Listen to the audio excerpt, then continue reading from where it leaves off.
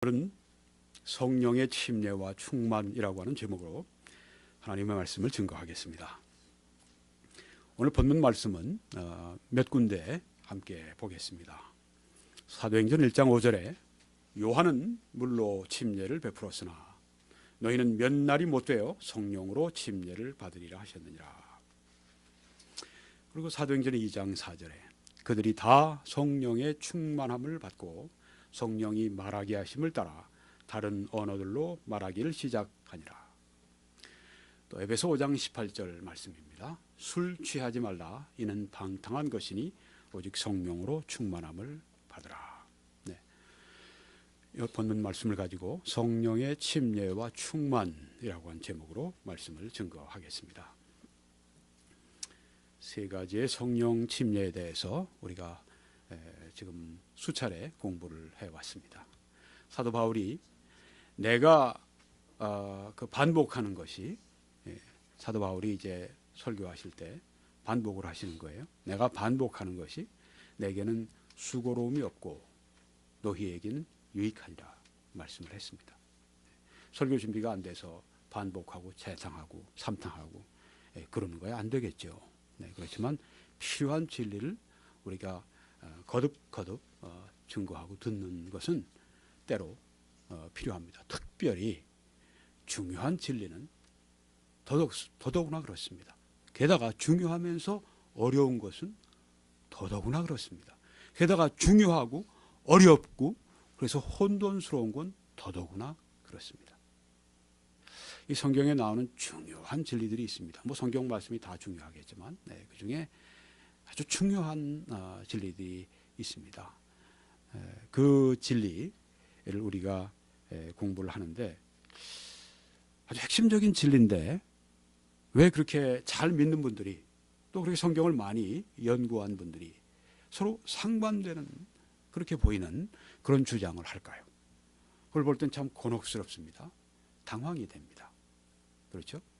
구원의 문제를 놓고 그 칼빈주의와 알미니안주의가 이렇게 하나님의 주권을 선택을 강조하고 또 하나는 인간의 자유 선택 의지 그 믿음을 강조하고 그렇게 양쪽이 극단으로 나갈 때 보면 참 저분들이 같은 성경을 놓고 보는가 할 정도로 그렇게 우리가 의아해할 때도 있고 당황할 때도 있습니다.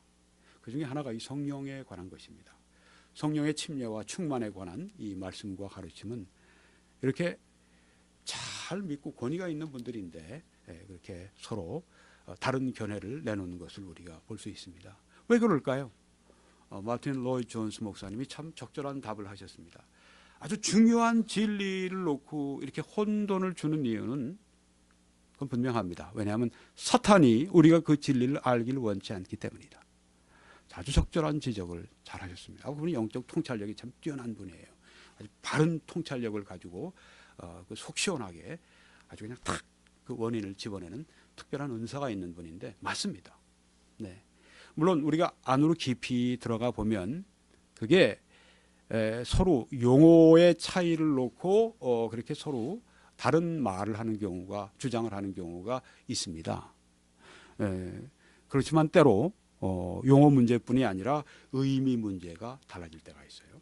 그래서 여러분 이 성령의 침례와 충만의 문제는 이건 대단히 지금 신학계에서도 뭐 그동안 뭐 몇백 년 동안 계속 논쟁을 벌여왔고 혼돈스럽고 그런 것들입니다. 그래서 여러분들이 이거 공부할 때 좀 어렵다 생각하는 거 당연한 것입니다. 저도 오랫동안 이 문제를 가지고 씨름을 했어요. 그런데 이제 제가 최근에 여러분에게 여기에 대해서 진짜 확고하게 정리된 말씀을 드리고 있는 것입니다. 한국의 유명한 설교자예요. 한때는 뭐 2만 명이 넘어가는 교회를 17년 동안에 30명인가 그렇게 성장시킨 그런 그 설교자인데 설교를 들으니까 그런 말 하더라고요. 저는 지금 50이 되셨나 봐요. 50년 동안 아직도 이 성령의 침례와 충만 문제 때문에 헷갈리면서 나는 아직도 이렇게 살아옵니다. 그렇게 아주 솔직하게 말씀을 하는 걸 들었습니다. 그분뿐이 아닙니다. 네. 그분은 상당히 겸손한 분이에요. 네, 그런 얘기를 하는 거는. 네. 정리가 안 돼 있으면서 그냥 말하는 분도 있단 말이죠. 네. 저도 그런 때가 있었어요. 네. 근데 이제 확고하게 정리가 되어 있습니다.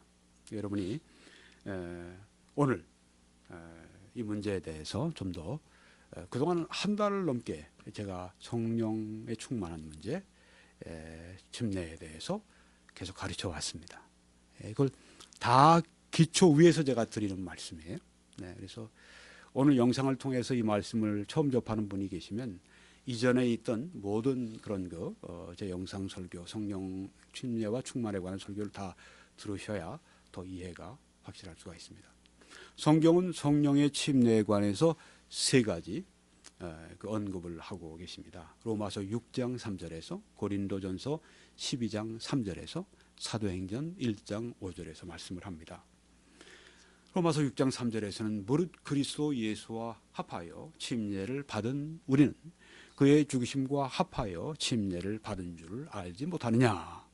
알지 못하느냐 너희들이. 이렇게 반문하시는 걸 보면 당연히 알아야 될 진리라고 하는 것입니다. 그것이 무엇입니까? 예수 그리스도와 합하여 침례를 받았다는 이 말씀은 영어 성경이 더 잘 번역을 했어요. You were baptized into Christ Jesus. 예수님 안으로 너희들이 침례를 받아 들어갔다 하는 말입니다. 그 안으로 들어갔다. 침례는 원래 연합의 뜻이 있습니다.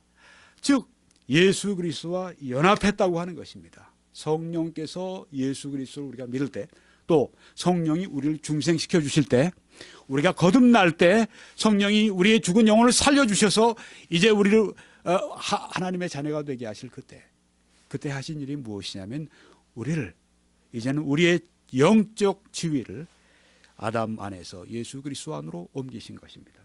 그래서 이제 너희가 예수님과 합한 것을 알지 못하느냐. 그래서 그의 죽으심과도 합해서 침례받았다. 그의 죽으심과 합해 연합됐다. 장사 지내실 때 같이 너희도 장사 지냈고, 예수님 부활했을 때 그 안에서 너희도 함께 부활했다. 이 말씀 물론 우리 육신이 예수님과 함께 2000년 전에 예수님과 함께 뭐 그렇게 죽고 장사 지내고 부활했다는 뜻은 절대 아니죠. 네, 그럴 수가 없죠. 있을 수가 없는 일이죠. 말씀하는 것은 우리의 영적 위치 지위를 말하고 있습니다. 한 번은 미국의 그 유명한 존 F 케네디 대통령이 중요한 국사를 놓고 자기의 참모진들과 함께 오벌 오피스에서 지금 아주 심각하게 그 국정을 놓고 이야기를 하고 있는데, 갑자기 노크 소리도 없이 누가 문을 확 열고 팍 뛰어들어옵니다. 있을 수가 있는 일입니까? 근데 뛰어들어오는 애가 누구냐면 바로 이제 그 아장아장 걷는 자기 그 아들이에요. 네, 아들이 지금 빡 하고 뛰어들어온 거예요. 들어오니까 이제 앞에 뭐 이 보초를 섰던 이런 이 경비원도 아마 제지를 못했겠죠. 들어와서 아빠한테 안기고 어떻게 했을까요? 네. 야, 지금 어떤 때인데 빨리 엄마한테 이렇게 하지 않았습니다. 응석 받아주고 이렇게 하고 쓰다듬어주고 잘 그렇게 달래주고 난 다음에 보냈습니다. 거기에 있던 참모들이 참 아름다운 모습을 봤다. 네. 그래서 화제가 됐습니다. 이게 무엇입니까? 지위입니다. 그런데 뭐 얼마 안 됐죠. 백악관에 누가 담장을, 거긴 담장이 이렇게 가보면 아시지만 뭐 이렇게 막혀 있지 않아요. 미국 개방적인 나라니까 담장도 이렇게 뭐 쇠말뚝 같은 거 이렇게 해놨기 때문에 쫙 둘러놨기 때문에 그걸 자꾸 누가 막 뛰어 안으로 들어가려고 그랬습니다. 경비원이 그걸 가만 놔두겠어요? 사방이 다 CC 카메라인데 탁 잡아가지고선 그냥 감옥으로 보낸 거죠. 네. 왜 그래요? 지위의 차이입니다. 아들이기 때문에 국사를 경영하는 그 자리에도 문도 노크도 없이 아빠 하고 들어가서 안기는 것입니다. 이 지위가 그렇게 중요한 것입니다. 하나님이 이 성령께서 우리를 지위를 아담의 이제 족보에 있는 게 아니라 예수 그리스도의 족보로 우리를 바꾸셔서 그 안에 예수 그리스도의 가족, 예수 그리스도의 우리가 가문에 들어가게 하신 것은 그 영적 지위는 너무너무 놀라운 것입니다. 하나님의 자녀가 됐습니다. 하늘의 모든 신령한 복으로 우리가 복을 받았습니다. 예수님이 이 땅에 삶을 마치시고 승천하셔서 하늘에 앉히실 때 우리도 함께 하늘에 안침받으셨다고 했습니다. 어떻게 해요? 우리가 여기 있는데 어떻게 앉혀요? 그 말씀 우리 영적인 지위를 말하는 것입니다. 앞으로 우리 육신이 쇠하고 앞으로 요단강을 건너 천국에 입성했을 때 그때 예수 그리스도 안에 있죠. 근데 그때 있으나 지금 있으나 예수 그리스도 안에 있는 위치는 부동입니다. 전혀 변함이 없습니다. 더 깊어질 수도 없습니다. 우린 예수 그리스도 안에 온전하게 있는 것입니다. 우리가 찬송할 때 He made me whole, 나를 완전하게 만드셨네, 바로 그것입니다. 우린 예수 그리스도 안에서 온전해진 것입니다. 죄를 사함받은 것뿐 아니라 이제는 우리의 영혼이 예수 그리스도 안으로 옮기신 그런 위치가 되었습니다. 얼마나 중요한 변화인지 모릅니다. 전에는 사탄이 우리를 가지고 아담 안에 있을 때는 가라 말라 자기 마음대로 우리를 잡고 그냥 묶고 마음대로 했습니다. 죄의 종이었습니다. 이젠 그렇게 못합니다. 왜? 제가 예수 그리스도 안에 있는데 함부로 그렇게 못하는 것입니다. 제가 기웃거리고 제가 여기 있어 하고 죄에게 내 몸을 내 영혼을 내놓기 전에는 사탄이 그렇게 날 강제로 그렇게 전처럼 마음대로 좌우 못한다고 하는 것입니다. 왜요? 제 가문이 바뀌었어요. 예수 그리스도 안에 있다고 하는 것입니다. 얼마나 큰 특권인지 몰라요. 사탄이 그렇게 함부로 저에게 할 수가 없습니다. 소인돌 목사님, 제가 지난 금요일 말씀드린 것처럼 성령으로 충만하면 악을 염려할 필요가 없고 사탄의 공격을 염려할 필요가 없다는 것입니다. 왜? 성령으로 우리가 완전히 그냥 아주 이렇게 우리가 그 보호의 방패가, 하나님의 전능하신 보호의 방패가 우리를 감싸고 있기 때문에 그렇다고 하는 것입니다. 여러분, 그래서 이 그리스도와 연합한 침례, 성령의 침례, 그렇게 중요한 것입니다. 그리고 고린도전서 12장 3절에 우리가 유대인이나 헬라인이나 종이나 자유인이나 다 한 성령으로 침례를 받아 한 몸이 되었고 예수 그리스도 안에 한 몸이 되었다. 교회 안에 한 지체가 되었다. 영적인 그리스도의 몸 안에 한 지체가 되었다. 이것도 성령이 우리가 구원받을 때, 우리가 영이 중생할 때, 살아날 때, 그때 해주신 일입니다. 이건 어때요? 다시는 발생하지 않습니다. 한 번 그리스도 안에 들어가고 한 번 그리스도의 몸 안에 들어갑니다. 영적 지위는 한 번 딱 정해지고 그것은 반복이 없습니다. 딱 지위 한 번 받으면 아들 되는 거로 아들로 되는 거예요. 또 아들 되고 또 아들 되고 또 아들 되고 탕자가 됐다가 또 이제는 하나님과 원수된 그런 사람이 됐다가 죄 짓고 또 다시 뭐 죄 회개하고 또 아들이 됐다가 뭐 이런 혼란스러운 이런 복음을 전해서 되겠습니까? 아들 됐으면 딱 아들 된 거예요. 아들 됐으면 잘못해도 아버지가 때리죠. 네. 아버지가 야, 너 호적파. 이건 좀 비정상입니다. 그렇죠? 너 이놈 그렇게 내 속을 썩여? 내가 그렇게 결혼하지 말라고 그랬는데 그 여자하고 혹은 그 딸에게 너 그렇게 내가 그 남자하고 결혼하지 말았는데 호적파. 이건 정상이 아니죠. 네. 정상일 수가 없습니다. 그래서는 안 되죠. 네. 여러분 하나님은 우리에게 호적파라고 말씀하지 않습니다. 어떤 사람은 그렇게 얘기하는 사람들이 있어요. 호적파라고. 나가라고. 내 집에서 나가라고. 내쫓는다고. 아담이 쫓겨난 것처럼 하나님이 그리스도 안에 있는 자를 쫓아내지 않으십니다. 쫓아내시지도 못해요. 목사님 뭐 이렇게 불경스러운 말씀을 하십니까? 하나님은 뭐든 다 하실 수 있는데. 하나님 못 하시는 거 있어요. 거짓말 못 하시고요. 그래서 하나님은 약속하신 것을 바꾸시지 못해요. 내가 저에게 영생을 주노니 영원히 멸망치 아니하여 아니할 터이요 내게로 오는 자는 내가 결코 내쫓지 아니하리라고 말씀하셨기 때문에 그 말씀을 번복하실 수가 없어요.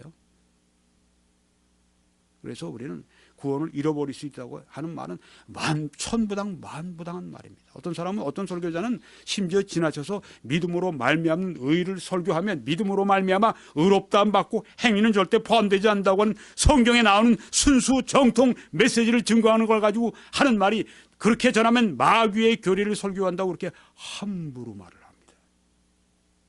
그렇게 말하면 누구 친구가 되죠? 마귀의 친구가 되는 겁니다. 설교단에서 그렇게 말해서는 안 돼요.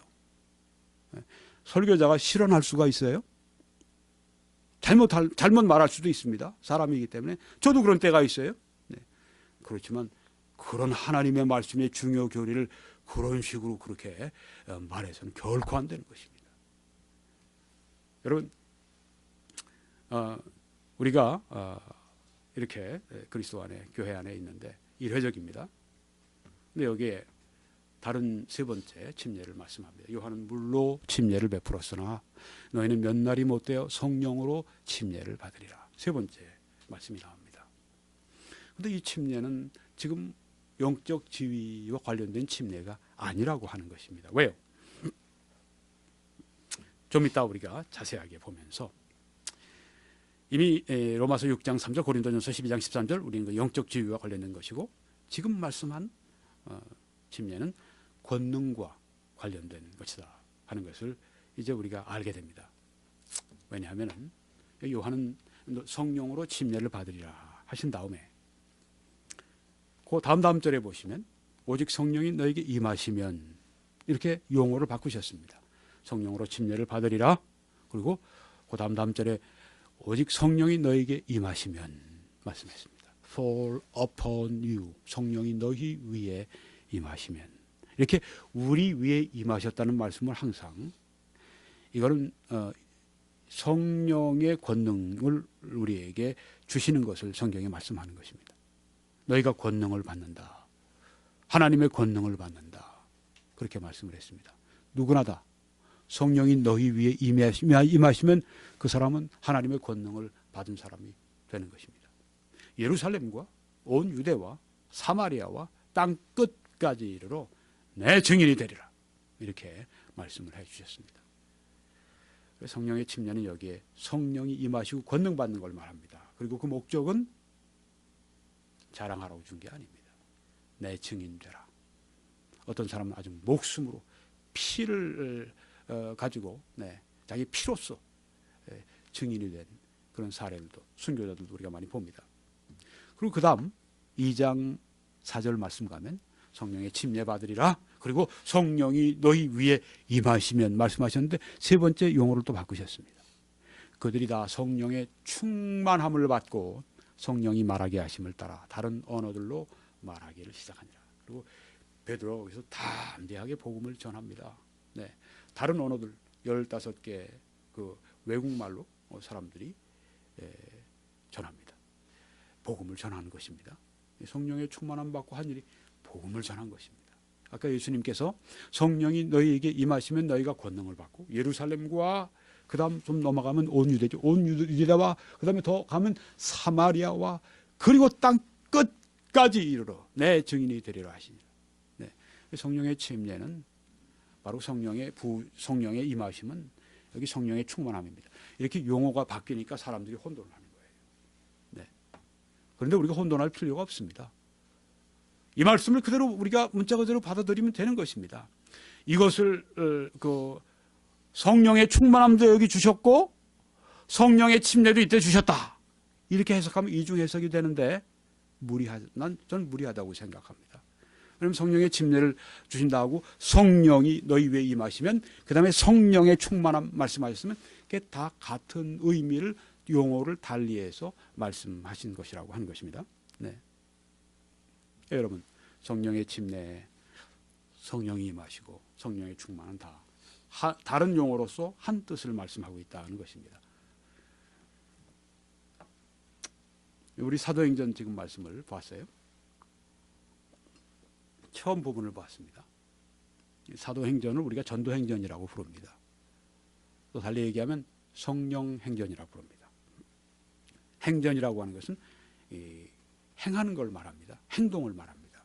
사도행전은 The Acts of the Apostles라고 하는 그런 그 영어명이 있습니다.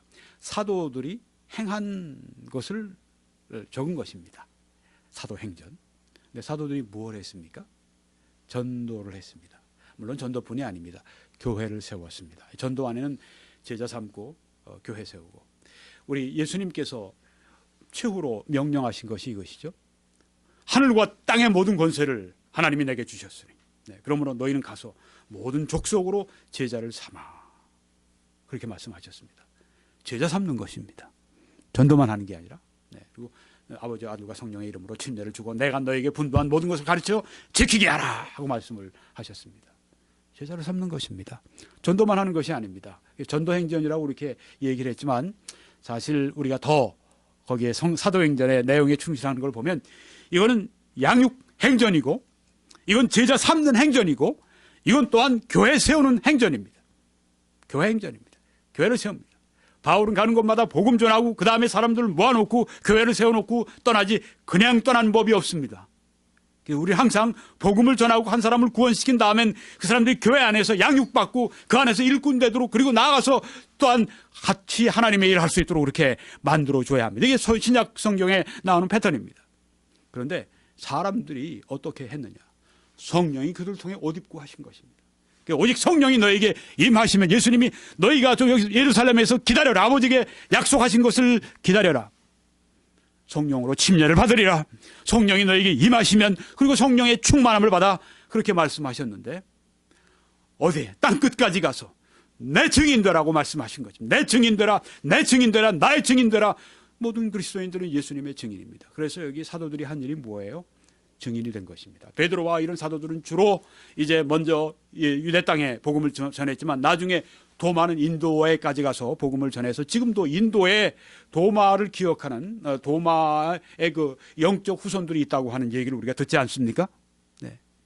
산지 사방으로 그들이 복음을 전하는데, 이 여러분이 보시는 이 지중해 여기에 국가 가운데 지금 저기 터키, 그리고 저쪽에 있는 그리스, 네, 여기에까지 사도 바울은 3차에 걸쳐서 선교를 합니다. 교회를 세우고 복음을 전하고 제자를 삼고, 그 일을 하는 걸 볼 수가 있습니다. 예수님께서 사도행전 초반에서 그렇게 말씀하신 것은 이것을 그리워하신 것입니다.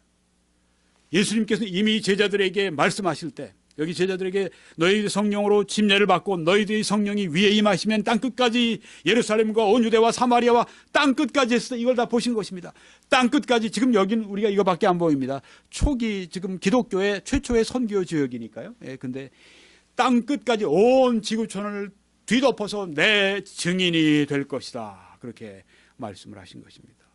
그러니까 참 성령 충만한 증인들이, 성령 충만한 사람들은, 또 주님의 말씀에 순종하는 사람들은, 하나님의 뜻을 이루는 사람들은 어떤 사람들인가? 땅끝까지 이르러 우리 주님의 증인이 되는 사람들입니다.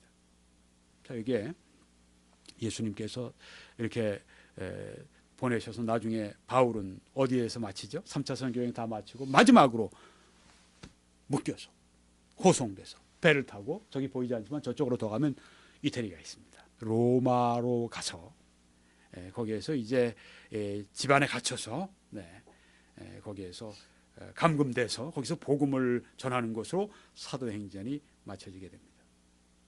예루살렘에서 시작된 주님께서 약속하신, 아버지의 약속하신 것을 기다리라, 성령으로 침례 받으리라, 그리고 저희들이 성령의 충만을 받고 난 다음에 예루살렘에서 시작된 그 하나님의 역사는 사도 바울이 그 당시에 땅끝과 같은 곳인 그 이태리의 로마까지 가서 거기에서 그리고 사도행전이 끝을 맺습니다. 근데 그걸로 끝나나요? 아니죠. 그건 사도 바울의 시대죠. 그 이후에 사도행전 28장까지 해서 끝납니다. 사도행전 29장, 30장, 31장은 누가 쓰고 있나요? 그 다음 시대에 그리스도인들이 쓰고 있는 것입니다. 하나님은 바울만 쓰시는 게 아닙니다. 근데 참 사람들이 생각하면 이해가 안 된다. 예수님이 왜 제자들을 뽑으실 때 그렇게 참 갈릴리의 어부들 아니에요. 어부들이 뭐 일반적으로 교육을 많이 받은 사람들이 아니지 않습니까? 만약에 회사에서 어떤 중요한 프로젝트를 가지고 태스크 포스를 꾸려가지고 이제 어떤 뭐 삼성 같은 데서 이제 우리가 아프리카에 뭐 이 셀폰을 파는 그 일을 한다. 그렇게 해서 하면 최고로 유능한 사람들을 뽑지 않겠어요? 그 사람들 태스크 포스 어떤 그 임무를 맡겨서 임무 팀이 돼서 그 사람들이 움직이지 않겠습니까?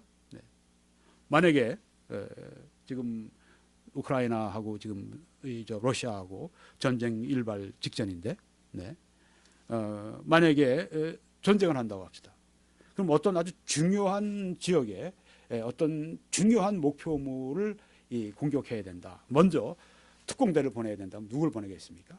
제일 정신적으로나 체력적으로나 제일 뛰어난 사람들, 아주 특수부대를 만들어서 그 태스크포스를 해서 그 사람들을 보내지 않겠습니까? 특수부대를 보내는 것입니다. 근데 여기 예수님 보시면 뽑으시는 게 사회에서 제일 유능한 사람들을 안 뽑으셨어요. 그 당시에 유대인들 가운데 뽑으시면 예루살렘에서 수도에서 뽑으셔야 되고, 또 그 가운데 교육 많이 받은 사람들, 또 아주 유능한 사람들, 또 좀 권력도 있고 재력도 있고 이런 사람들 좀 뽑아서 예수님께서 하시면 더 효과적이실 텐데, 여기 보면 어부들을 다 많은 어부들을 뽑으셨어요. 그 중에 제일 공부 많이 한 탁월한 분은 사도 바울이고 나중에 뽑으신 거고, 여기는 지금 없었어요. 여기 지금 처음에 성령으로 침례받으리라 하시는 말씀 없었어요. 예수님이 이렇게 하셨을까요?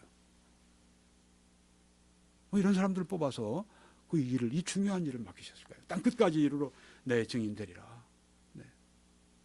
물론 모든 시대 모든 그리스도인들이 증인돼야 하지만 처음 일을 맡기시는 거 굉장히 중요하잖아요. 막 그냥 창업하는 거나 마찬가지인데, 회사로 따지면. 네. 아주 그저 작전을 벌리면 군사에서는 최초의 공격을 하는 건데, 이 중요한 시점에 왜 이런 사람들. 성경에 보면 사도 바울이 그 비밀을 말씀합니다. 너희 중에 너희들 가운데 문벌이 좋고 지혜로운 사람들이 많지 않다. 왜냐하면 하나님은 지혜 없는 자를 택해서 지혜 있는 자를 부끄럽게 하시기 원하기 때문이다. 약한 자를 통해서 강한 자를 부끄럽게 하신다. 이유는요, 하나님의 영광 때문입니다. 하나님의 영광. 파가닌이라고 하는 사람이 너무나 바이올린을 잘한 이태리 사람인데, 그래서 아주 자기 귀신, 악마에게 자기 영혼을 판 다음에 그 다음에 이 파가니니는 이 연주하는 능력을 얻었다. 이 정도로까지, 네, 그렇게 파가니니가 잘하는데, 파가니니가 연주를 하는데 갑자기 바이올린이 세 줄이잖아요. 그 중에 하나 띵 하고 떨어졌답니다. 근데 그 난곡을 연주하는데 세 줄을 가지고도 힘든데 두 줄을 가지고 나머지를 잠깐 둥 하고 난 다음에 잠깐 생각한 다음에 계속 두 줄을 막 난곡을 계속 연주를 잘하는 거예요. 열정적으로 연주하다 보니까 또 하나 띵 하고 또 떨어지는 겁니다. 세 줄밖에 없는데 두 줄 다 떨어지고 하나만 남으면 이거 어떻게 해요? 다시 파가니니가 정말 거장이죠. 한 줄 가지고 난곡을 연주해낸 거예요. 와, 어떻습니까? 정상적인 바이올린 가지고 했더라면 바이올린도 좋았으니, 하지만 이건 한 줄 가진 거로 했으니 파가니니가 더 위대해지지 않았습니까? 바로 이것입니다. 왜 하나님이 약한 자를 통해서 하나님의 일을 하시고 영광 받으시죠? 더 큰 영광 받으세요. 약한 자를 볼 때 더 큰 영광 받으시는 사람들 볼 때, 아니 저렇게 약한 사람을 하나님이 어떻게 저렇게 크게 쓰셨을까? 허슨 테일러 여러분이 아시죠? 네, 제가 중국으로 간 선교사 바울 이래 중국에 그렇게 위대하게 복음을 전하는 분이 없었다. 그분이 약 1000명의 선교사를 순기도로 그렇게 불렀으니, 돈이 많은 분이 아니에요.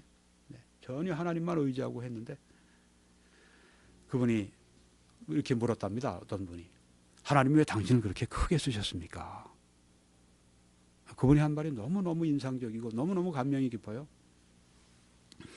이렇게 말했답니다. 하나님께서 오랫동안 사람들을 이렇게 찾아보시다가 그 중에 정말 약할 만큼 약하다, 충분히 약하다, weak enough, 충분히 약한 사람을 택하셨습니다. 저를 발견하신 겁니다. 감동적이지 않습니까? 네. 하나님이 찾으시다가 쓰실 사람을 찾으시다가 진짜 저 정도 약하면 되겠다, 그래서 허슨 테일러를 택했다고 하는 겁니다. 왜 약하면 하나님을 의지하잖아요. 바울은 반면에 굉장히 강하지 않았습니까? 그렇죠? 가말리엘의 문하면 그 당시에 율법학자, 최고의 율법학자 밑에서도 그 최고의 수제자감인데, 네, 바울 정말 앞으로 가말리엘의 뒤를 이어서 가말리엘보다 더 위대한 율법학자가 될 수 있는 그런 사람인데, 산헤드린 공회의원의 회원이었고, 네, 70명밖에 안 되는 그 당시 유대사회의 지도층, 유대사회를 움직이는, 네, 입법, 사법, 행정을 다 총괄하는 그 70명의 그 위원들 가운데 한 명이었고, 이런 바울을 하나님이 쓰셨는데, 바울은 좀 다르지 않습니까? 약하지 않지 않습니까? 근데 어떻게 하셨어요? 하나님이 바울을 쓰시기 위해서 약하게 만드시잖아요. 가시를 주시잖아요. 가시. 하나님 가시를 좀 제거해 주세요. 제거해 주세요. 제거해 주세요. 3번을 기도하는데도 하나님이 3번째야 안 제거하겠다 말씀하셨습니다. 그리고 이유를 말씀하셨습니다. 네가 약할 그때 내가 곧 강합니다. 그러니까 사도 바울이 그 하나님 뜻을 알고 더 이상 제가 그 기도하지 않겠습니다. 하나님 뜻을 감사하고 기뻐함. 자기 약한 것을 자랑합니다. 왜? 자기가 약할 그때 하나님을 더 의지하게 되니까. 네. 약한 것만 가지고는 되지 않아요. 하나님을 의지해야 됩니다. 네. 붙들어야 됩니다. 네. 야복강가에서 이 야곱이 하나님 막 붙들었던 것처럼, 성육신하신 예수님 막 붙들었던 것처럼, 그래서 결국은 축복을 따낸 것처럼, 네. 그렇게 하나님 매달리고 의지하고 그렇게 약한 사람들을 쓰신다고 하는 겁니다. 성령으로 의지할 사람. 예수님도 말씀하셨잖아요. 나는 포도나무고 너희는 가지니 너희가 내 안에 거하지 아니하면 너희는 밖에 버려 말라지나니 너희가 나를 떠나서는 아무것도 할 수 없다고 말씀했습니다. 수인들 목사님 잘 지적했습니다. 그 말은 문자 그대로도 아무것도 할 수 없다고 하는 것입니다. 아무것도 영적으로 하나님을 위해서 아무것도 할 수가 없습니다. 바로 그것입니다. 그걸 알았던 제자들. 그래서 성령만 의지하고 성령의 충만함을 저희들이 받았던 제자들이 이 온 세상을 뒤집어 엎어놓은 것입니다. 그런 제자들이. 자, 우리는 성령의 사도행전 1장 5절의 침례는 바로 예수님이 이걸 보시고 말씀하셨다고 하는 것입니다. 영적 지위가 아닙니다. 영적 권능과 함께 이 복음의 확산을 말하는 것입니다. 여러분, 그러면 그들이 다 성령의 충만함을 받고 사도행전 2장 4절에 할 말씀은 에베소 5장 18절에 술 취하지 말라 이는 방탕한 것이니 오직 성령으로 충만함을 받으라. 동일한 말씀 아닙니까? 네, 여기도 사도 성령의 충만함, 또 에베소에도 성령으로 충만함, 같은 말 아닙니까? 같은 의미가 아닙니까? 그렇게 우리가 물어볼 수 있습니다. 보면 성령의 충만함이 성령의 충만함이지 뭐가 달라요?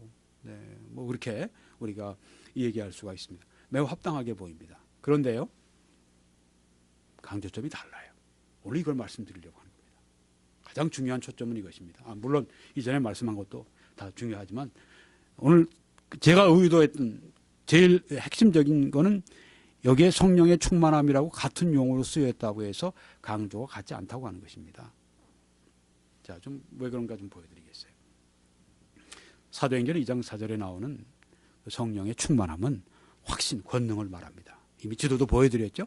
네, 성령의 권능을 받은, 성령의 침례받고 성령의 충만받은, 권능을 받은 사람들이 나가서 복음 전해서 오늘 기독교에 아주 기초를 깔고 원동력이 됐다. 근데 에베소 5장 18절에 사도 바울의 이 목회서신에 나오는 이 말씀에 보게 되면 그것은 무엇입니까? 도덕 인격을 말합니다. 네, 도덕과 인격입니다. 좀 그 말씀을 보죠. 자, 사도행전 2장에 보면 오순절 날이 이미 이름에 그들이 다 같이 한 곳에 모였더니 호련히 하늘로부터 급하고 강한 바람 같은 소리가 있어 그들이 앉은 온 집에 가득하며, 바람 같은 소리가 휙 들렸어요. 언제요? 오순절 이곳에 모였는데 성령의 충만함이 임할 때 지금 나타나는 그 현상이었습니다. 네, 성령의 막 바람 소리가 급한 한 소리가 막 방 안에 가득했던 것입니다. 그리고 마치 불의 혀처럼 갈라지는 것들이, 불도 있지만 휙 내려온 게 있잖아요. 그래서 혀처럼 불이 막 밑으로 내려오면 불의 혀처럼 갈라지는 것이 그들에게 보여 각 사람 위에, 그 당시 120명인데 120사람 위에 하나씩 이렇게 불의 혀 같은 것이 그 위에 하나씩 이렇게 임하여 있었다고 했습니다. 임하여 있었어요. 그들이 다 성령의 충만함을 받고, 네, 성령이 말하게 하심을 따라 다른 언어들로 말하기를 시작하니라. 여기 성령의 충만함과 말, 여기 특별히 증언하는 것이 나오죠. 복음을 증언하는 것, 예수 그리스도를 증언하는 것이 여기 나오는 것을 볼 수 있습니다. 도덕의 문제, 인격의 문제를 말씀하는 것이 아닙니다. 권능을 받고 증거하는 것을 여기에 말하고 있습니다. 그 다음에 이제 이렇게 복음 전에서 3,000명이 구원받았습니다. 그날. 그 다음날 5,000명이 또 남자가 며칠 또 복음 전하니까 5,000명이 또 주님 앞으로 돌아. 그중에 제사장도 많이 포함되어 있었다고 했습니다. 그러니까 예루살렘의 이 지도층에서 발칵 뒤집어진 겁니다. 유대교. 그래서 여기에 대제사장과 문중들이 다 모여서 이제 베드로 잡아온 거예요. 특별히 베드로가 태어나면서부터 앉아 있는 그 사람을 이제 성령의 권능으로, 하나님의 권능으로 고치지 않습니까? 그때 완전히 예루살렘이 발칵 뒤집어졌어요. 그리고 붙잡았습니다. 그리고 세워놓고 지금 협박을 합니다. 이때 베드로가 성령이 충만하여 이르되 백성의 관리를 이르되 말하지 않습니까? 여기 성령의 충만은 말과 관계가 있습니다. 무슨 말을 합니까? 백성의 관리들과 장로들아, 너희가 십자가에 못 박고 하나님이 죽은 자 가운데 살리신 나사렛 예수 그리스도의 이름으로 이 사람이 일어났다고 하는 그 말씀 증거하면서 복음을 증거합니다. 여기 성령의 충만함을 받아 권능 있게 복음을 증거하는 걸 볼 수 있습니다. 여긴 도덕이나 인격을 다루고 있는 것이 아니라고 하는 걸 보시죠. 그 다음 이 사람들이 막 협박을 했습니다. 예수 이름으로 다시는 말하지 마라. 말하면 가만두지 않아. 그렇게 권력으로 협박을 했습니다. 그 다음에 이분들이 돌아가서 한 일이 뭡니까? 함께 모여 빌기를 했습니다. 하나님께 기도하고 다음에 모인 것이 진동을 했다고 했습니다. 이건 또 진동. 아까는 어땠죠? 바람이 그냥 그 안에 가득했고 불의 혀 같은 것이 각 사람 위에 있었고 저들이 성령의 이 말하게 하심을 따라 다른 언어로 다른 외국말로 뭐 영어면 영어 뭐 이런 식으로 이집트 말 리비아 말로 막 복음을 증거하기 시작하는 겁니다. 뭐 방언으로 막 자기들 뭐 하나님께 기도했다고 하는 게 아니라 그 방언으로 복음을 전했다고 하는 것입니다. 세 가지 현상이 있었어요. 근데 여기 있습니까? 하나라도? 아무것도 없습니다.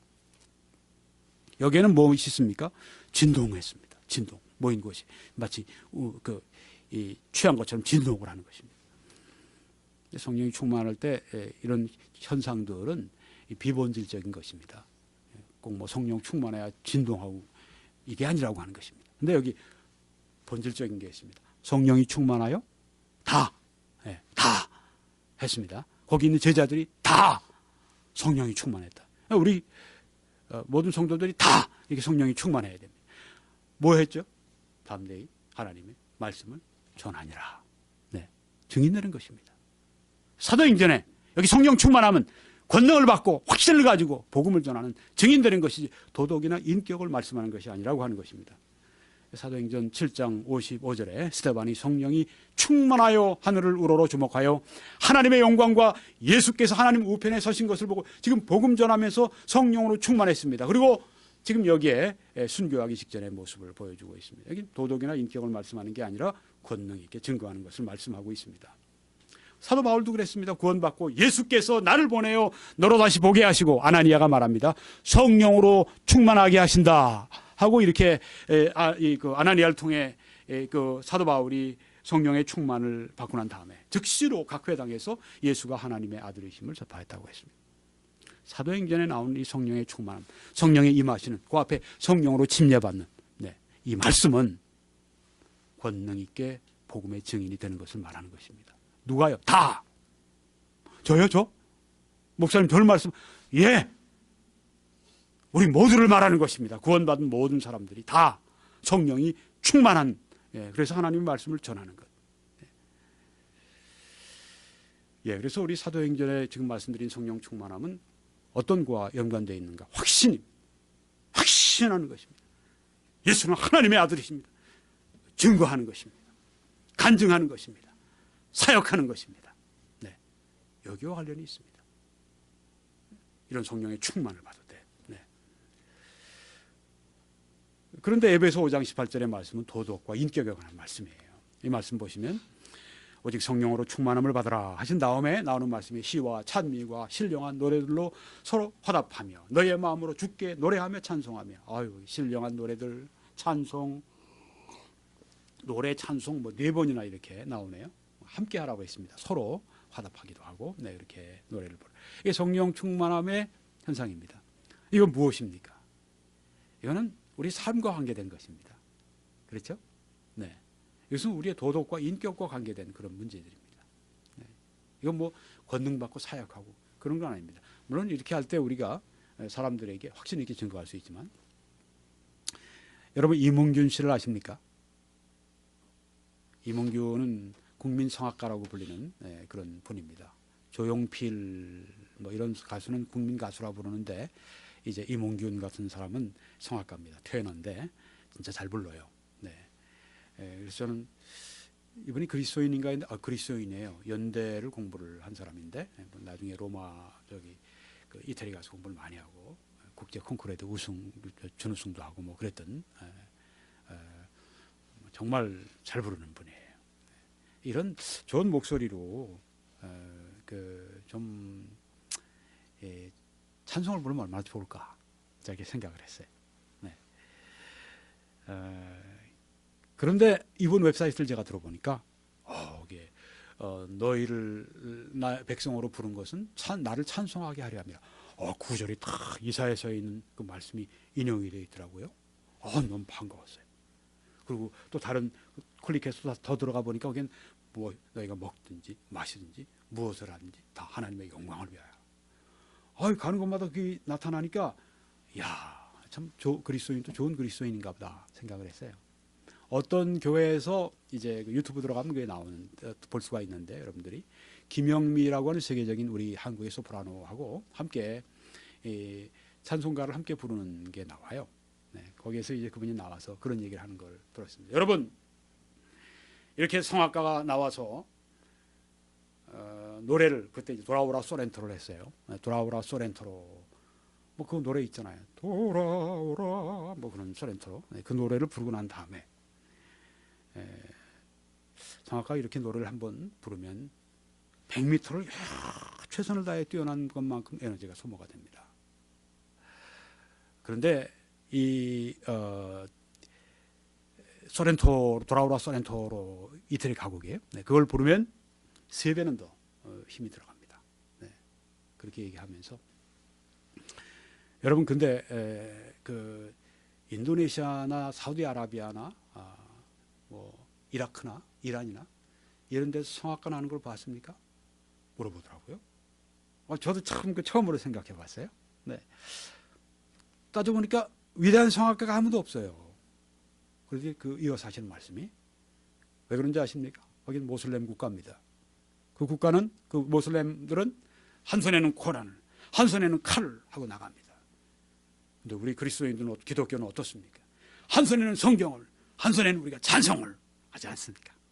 그렇게 말하는 걸 들었습니다. 네. 그리스도인들은 누구냐?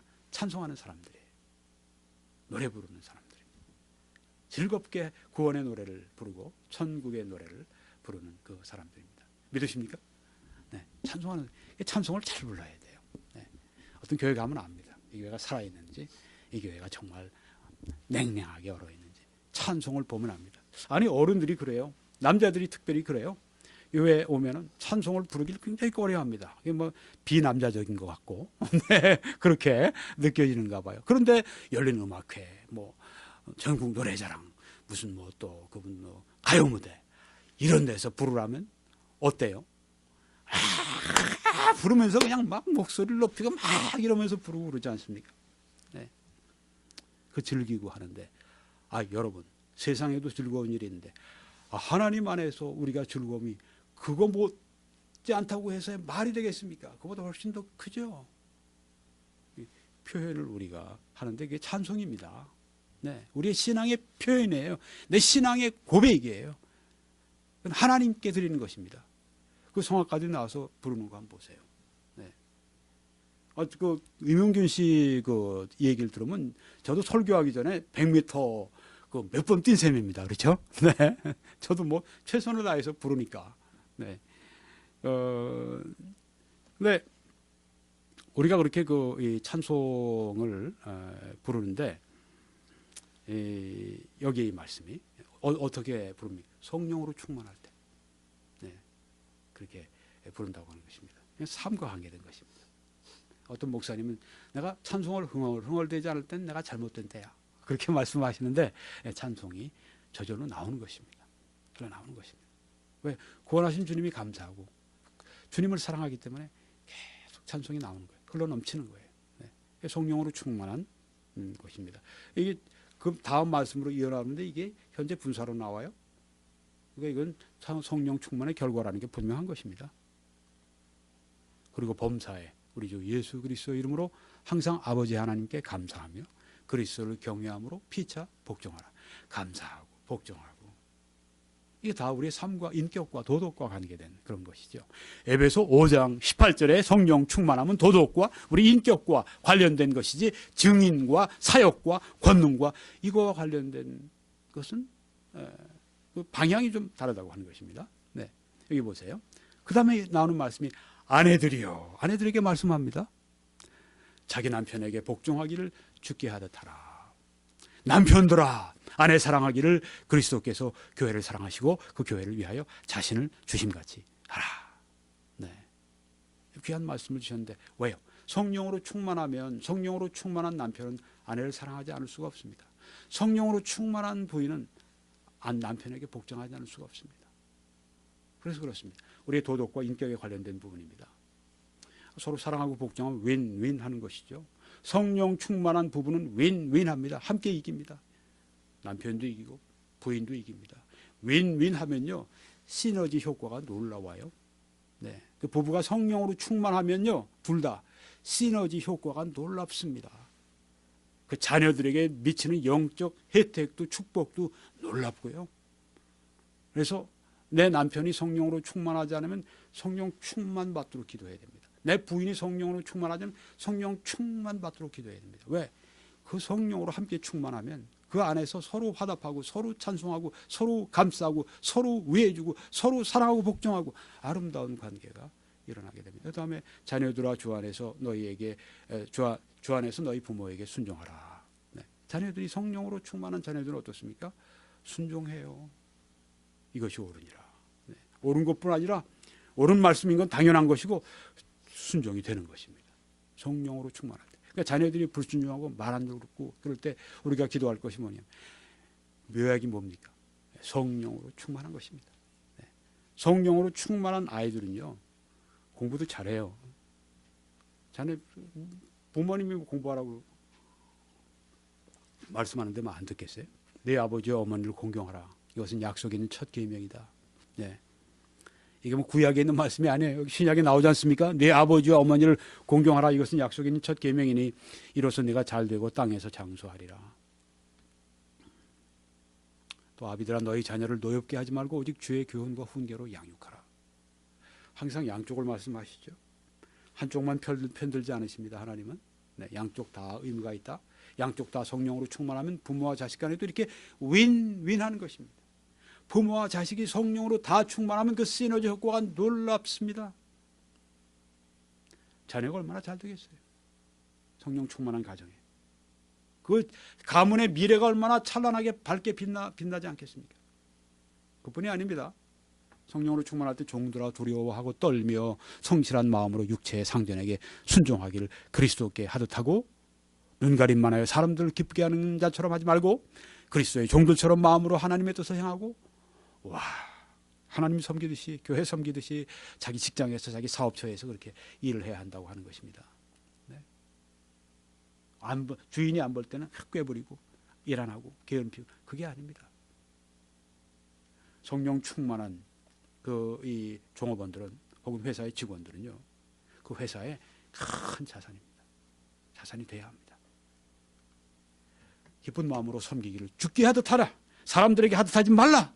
이는 각 사람이 무슨 선을 행하든지 종이나 자유인이나 주께로부터 그대로 받을 줄 알미라. 직장 생활할 때도 내가 하나님 앞에 하듯이 내가 그렇게 경건한 마음으로 내가 그렇게 성실한 마음으로 하면 하나님이 상 주신다는 말씀이에요. 하나님이 승진케 하실 것입니다. 하나님이 그 복을 주실 것입니다. 근데 상전들아 또 말씀하죠. 고용주들에게 너희도 그들에게 이와 같이 하고 똑같이 해라. 그들 눈치 보고 하지 마라. 안 볼 때는 잘 안 해주고 보일 때는 잘해주는 것을 이렇게 하지 마라. 성실한 마음으로 하라. 죽게 하듯 하라. 네. 그러니까 이 정말 성령 충만한 고용주를 만나면 그 직원들은 얼마나 복된 사람들이에요. 왜? 주님께 하듯 성실하게 자기들 챙겨주고 사랑해 주는데 윈윈하는 것이죠. 여러분 성령 충만한 주인과 성령 충만한 고용주와 성령 충만한 이 고용인들이 함께 그 회사를 해보십시오. 놀랍게 시너지 효과가 발생할 겁니다. 위협을 그치라. 이는 그들과 너희 상전이 하늘에 계시고 후에는 사람을 외모로 취하는 일이 없느니라.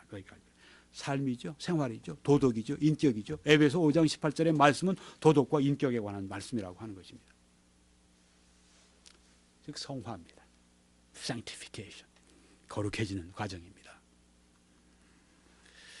여러분 성령의 네 가지 사역을 우리가 여기서 잠깐 짚고 넘어가야 됩니다. 성령은 한 사람이 구원받을 때 먼저 죄를 책망해 주십니다. 죄인이라고 하는 걸 깨닫게 하십니다. 그 다음에 거듭나게 하십니다. 그 영혼을 살려주십니다. 그 다음에 거듭난 영혼을 거룩하게 만드십니다. 이게 성화입니다. sanctification. 그 다음에 더 높은 이 위치가 더 높은 단계가 있습니다. 확신을 주시는 것입니다. 혹은 권능을 주시는 것입니다.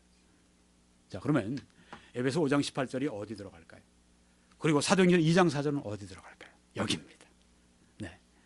에베소 5장 18절의 말씀은 도덕, 인격, 성화에 관련된 말씀이죠. 성령이 거룩하게 하시는 것입니다. 근데 거기서 멈춰서는 안 돼요. 더 올라가야 합니다. 성령이 확신을 주시고 권능을 주시는 그 단계로 올라가야 한다고 하는 것입니다. 그래서 이 성령이 확신을 주시고 능력을 주시는 사도행전 2장 4절에 사도행전의 성령 충만은 특별한 것입니다. 그런데 에베소 5장 18절에 나오는 성화는 일상적인 것입니다. 일상적이라고 해서 뭐 가볍다는 말이 아니에요. 중요하지 않다는 말이 아닙니다. 성화가 얼마나 중요합니까? 그것이 우리 그리스도 형상을 담는 게 우리들의 구원받은 자의 목표가 아닙니까? 그런데 그것은 일상적으로 늘 진행되는 것이라고 하는 것입니다. 그렇지만 여기에 이 오순절날 그들이 받았던 성령의 충만함, 저들이 재충만을 받아서 복음 증거하고 사도 바울이 복음 증거하고 스데반 집사께서 그 순교 가운데 복음 증거하고 이런 것들 그때 임하셨던 그 성령, 그 성령의 임하심은 그 충만함은 특별한 것이라고 하는 것입니다. 항상 그게 있는 게 아니에요. 그리고 그것은 직접적입니다. 나에게 갑자기 와락 다가오는 것입니다. 근데 이 에베소 5장 18절에 나오는 성령의 충만함은 간접적이에요. 성경을 공부하다가 혹은 내가 설교를 듣다가 혹은 찬송을 부르다가 이렇게 뭔가 우리 좀 간접적인. 네. 그리고 이 사도행전 나오는 성령의 충만함은 경험적입니다. 체험적입니다. 성령이 오시면 알아요. 네. 아, 성령이 나에게 임하고 계시구나. 터치하고 계시구나 하는 것을 안다고 하는 것입니다. 그래서요, 비유한다면은 사도행전의 성령의 충만함은 부어지는 것입니다. 네. Great profusion. 부어지는 것입니다. 풍성하게 막대한 양으로 부어지는 것입니다. 흠뻑 적시는 겁니다. 흠뻑 적시는 거예요.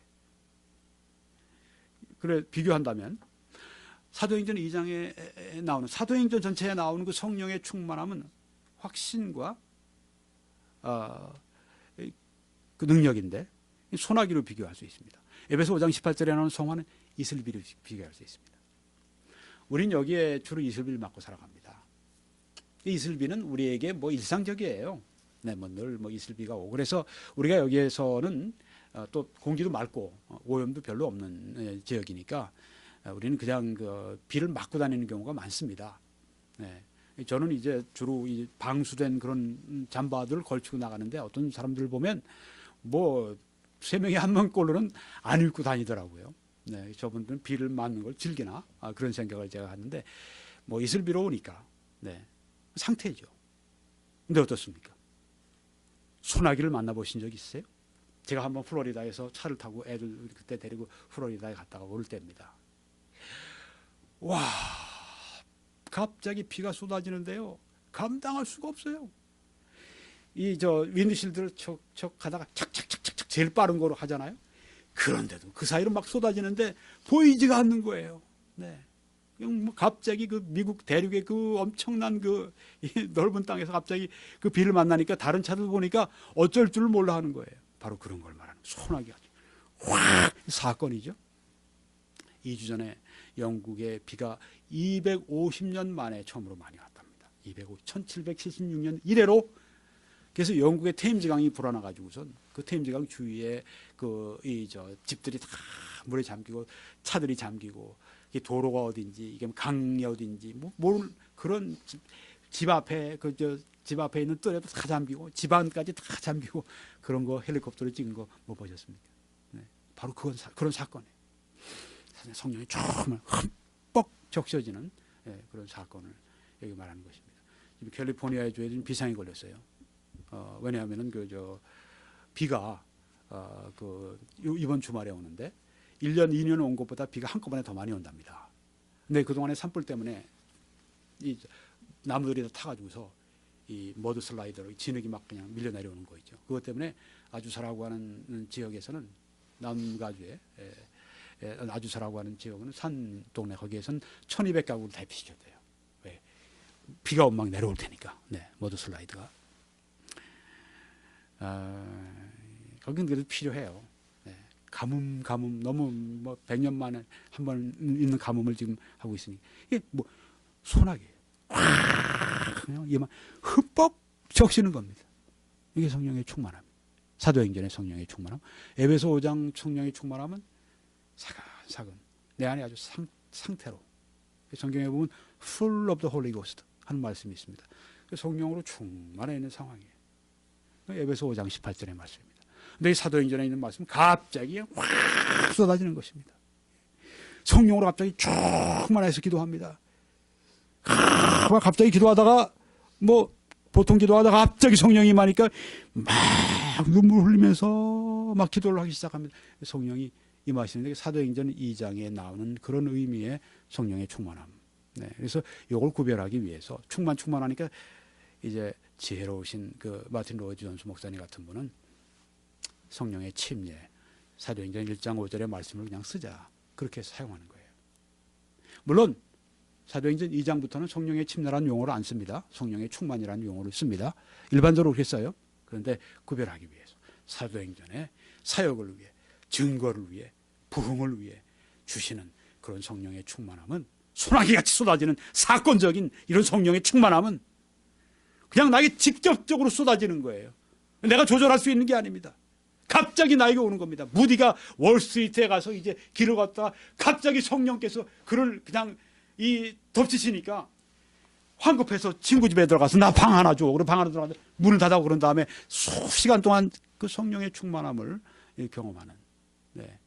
하나님의 그 사랑의 부으심을 경험하는, 네. 소나기 같은 그런 사건들. 그 다음에 무디가 어떻게 되죠? 미국뿐 아니라 이제는 세계적인 전도자가 되고 하나님이 크게 사용하시지 않습니까? 뭐 설교자뿐 아니에요. 여러분이 개인적으로 여러분의 가정 안에서 어떻게 여러분이 복음을 증거할 수 있습니까? 우린 교회 목사님께 맡겨. 우리 애들은 나가서 누구 자기 친구 믿는 친구 만나서 하게 해. 뭐 어떻게 하다가 여러분 그렇게 했다가 진짜 자녀 잃어버릴 수, 지옥으로 잃어버릴 수 있습니다. 아십니까? 손주 지옥으로 잃어버릴 수 있습니다. 아십니까? 여러분을 하나님이 거기 세우셨는데 가까이 하나님께서 그 24시간 그들과 한 공간 속에서 살게 되는데 하나님이 여러분을 선교사로 하나님이 여러분을 쓰기 원하시는데 어떻게 여러분이 하실 수 있어요? 못하죠. 나를 떠나서 아무것도 못한다고 말씀했는데 설교자가 설교하기 위해 성령의 침례를 위해서 간절히 기도하면서 성령의 침례를 구하듯이 여러분들이 그러셔야 돼요. 아니 목사님만 그런 복음 전할 그런 저는 특수한 어떤 그런 목사로서의 그런 설교하고 전도하고 그럴 사명이 있지만 모든 성도들이 다 증인 아닙니까? 받아야 돼요. 받아야 됩니다. 보응을 받아야 됩니다. 그렇지 않으면 능력 없어요. 집에 가족들에게 영적 권위를 가질 수가 없습니다. 조나탄 에드워즈는 1733년에서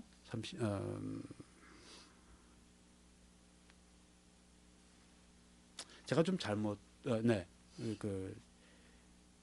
조금 전에, 이건 이때 부흥을 경험했던 분입니다. 그러니까 조금 전에, 이제 이 시대의 사람입니다. 지금 뉴 잉글랜드라고 하는 지역에 미국 동부의 제일 끝 캐나다 접경 지역에 매사추세츠주 하버드 대학이 있는 MIT가 있는. 매사추세츠 노스햄튼이라고 하는 데에서 목회자의 일을 했었습니다. 이분은 어렸을 때부터 천재였었어요. 6살 됐을 때 라틴을 띄었다니까, 라틴어를. 13살이 됐을 때 프랑스의 로크 같은 유명한 철학자의 책을 아주 즐겁게 읽었다니까. 이분은 어떤 분이었는가 하면, 이거 제가 조금 전에 했던 거, 요 앞에 있던 걸 제가 빠뜨린 거 어떻게 하다 빠졌는데, 그래서 이분이 철학자였습니다. 그리고 신학자였습니다. 설교자, 목사였었습니다. 어렸을 때 기도를 많이 했다고 그래요. 하루에 5번씩 기도했다니까. 친구의 도움 받아서 어떤 자기 근처에 강가 어디다가 움막도 짓고 기도하는 그런 기도방으로 그랬다니까요. 어렸을 때 이렇게 기도를 많이 했어요. 근데 참 총명했어요. 그래서 벤자민 프랭클린이라고 미국의 재무장관 지냈던 사람인데 초기에 천재였었는데 그 사람과 더불어 이 사람을 초기에 미국의 두 위대한 사상가로 꼽습니다. 미국이 낳은 최고의 천재 중에 한 분이 바로 이분이에요. 목사님이에요. 이분이 부흥을 경험을 합니다. 그 마을이 참 어려웠다고 그래요. 네, 어른들이 모이면 자꾸만 다투고 싸우고 분열하고, 젊은 애들도 그냥 술집 다니고 저녁에 늦게까지 하고 막 아주 그 음란한 삶들 살고, 그래서 아주 참 어려운 그런 그 노스햄튼 지역에서 목회를 했는데, 두 명의 젊은 애들이 갑자기 죽었대요. 각각 따로 죽었는데, 이 아이들이 그 동네에서 유명한 아이들이었습니다. 그것으로 말미암아 동네에서 영혼에 대해서, 죽은 이후에 대해서 깊이 사람들이 고민하기 시작했다고 합니다. 교회에서 부흥을 위해 기도하기 시작했고, 이 목사님은 믿음으로 말미암는 의의를 주제로 가지고 시리즈로 계속 설교를 하고 있었는데, 어떤 한 여자가 구원받았어요. 젊은 여자인데 아주 사교계의 뭐 여왕 같은 존재였다고 그래요. 파티 잘하고 사람들 끌고 다니기 잘하고 어울리기 잘하고, 얼마나 방탕했겠어요? 이 사람은 확 바뀐 것입니다. 진짜 거룩한 여자가 돼버린 거예요. 거룩한 사람이에요. 너무 놀라운 변화가 일어나니까 동네 사람들이 충격을 받은 겁니다. 어떻게 저렇게 변화될 수 있을까? 그것 때문에 부흥이 오게 된 거예요. 사람들이 더 진지하게 말씀도 듣게 되고, 그래서 6개월 동안에 무려 300명이 구원받았답니다. 주민이 1100명에 300명이 구원받았으니요. 이미 아마 300명 정도가 그 교회에 나오고 있었는데, 그러니까 600명으로 교회 회원이 불어났는데, 주민이 1100명이면 또 600명이면 뭐 그중에 600명이면 다 어른들이죠. 어른들이 다 나왔다는 얘기예요. 그리고 부흥이 일어나니까 주위에서 막 와서, 다른 마을에서 와서, 다른 동네에서 와서 막 그걸 보고 은혜를 받고 가는 거예요. 27개 마을로 이 부흥이 전파가 됐다고 합니다. 그는 그때 기록을 이렇게 적었습니다. 하나님의 성령께서 많은 사람들의 심령 안에서 신속하게 역사하셨다. 마을 사람들은 노소를 불문하고 영원한 세계에 관한 훌륭한 것들에 관해서 관심을 가지지 않은 사람이 거의 없었다. 마을은 하나님의 임재로 충만한 것처럼 보였다. 이처럼 사랑과 기쁨으로 충만한 때가 없었다. 집안 식구들에게는 기쁨의 시간이었다. 사람들의 모임은 아름다웠으며 교회는 하나님께 살아있는 예배를 드렸고, 모든 사람들이 열심히 예배에 참여하며 거룩함의 아름다움 속에서 하나님을 섬겼다. 이렇게 그분은 적고 있습니다. 이 2년 동안 지속됐다는 거예요. 그러니까 하나님이 이 마을 전체에 강하게 임재하고 계신 거예요. 네. 성령으로. 성령을 막 부으시는 겁니다. 2년 동안을 이랬다니까요. 네. 우리 가정에, 우리 교회에 이런 하나님의 임재하심이 있으면 얼마나 좋겠습니까?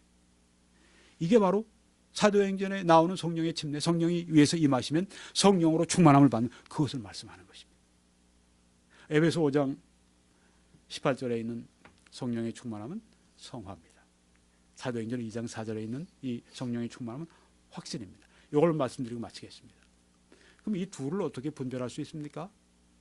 같은 성령의 충만함의 용어인데, 이게 확신의 권능의 문제인지 아니면 성화, 도덕, 인격을 말하는 것인지 어떻게 구별할 수 있습니까? 용어 같은데 있죠? 여기 있습니다. 문맥을 봐야 됩니다. 그 에베소 5장 18절이면 에베소 5장 18절의 좌우 문맥을 봐야 합니다. 거기 저자가 이건 인격과 도덕, 성화를 위해 말씀하신 성령의 충만이구나 하는 것입니다. 사도행전에 가봅니다. 성령이 충만해 담대히 말씀을 증거하니라. 네, 그 말씀의 전후를 보면 이건 사역하고 있구나. 이들이 성령의 충만을 받고, 이건 손학이다. 네. 에베소 5장 18절 이건 이슬비다. 적시는 것이다. 이슬비도 계속 맞으면 어때요? 온몸이 다 젖지 않습니까? 그런 식으로 맞아요. 그런데 사도행전의 성령의 충만함은 소나기처럼 부어지는 겁니다. 이게 부흥입니다.